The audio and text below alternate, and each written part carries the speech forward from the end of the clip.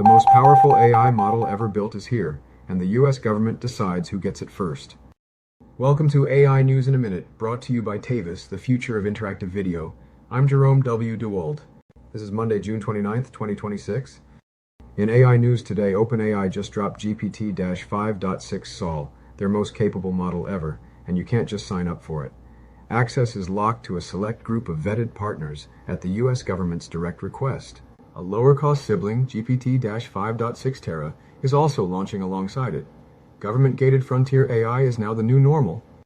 Also from Anthropic, the company is restoring access to Claude Mythos 5 for just 100 vetted US organizations through a program called Project Glasswing, built in direct collaboration with the US government. Since June 12th, they've been working to bring both Mythos 5 and the even more powerful Fable 5 back online. The pattern is clear.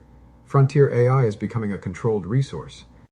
In AI business news, a new report from Exponential View puts generative AI revenues at $110 billion last year, with a $175 billion run rate right now. Here's the number that should stop you cold. In 2023, it took 180 days to add $1 billion in cumulative revenue. Today it takes under 2 days. That's 90 times faster. The internet never grew like this.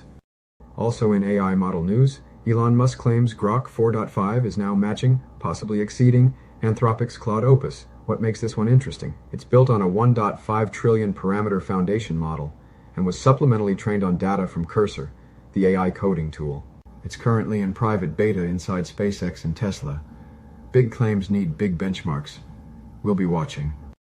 In AI tools news, Palmier Pro is an open source video editor that connects directly to Claude and lets it do the actual editing work for you. We're talking multi-step post-production. Cutting footage, adding captions, color grading, all from a plain text description. You tell it what you want, it builds the edit. For video creators, this is the kind of workflow shift worth paying attention to.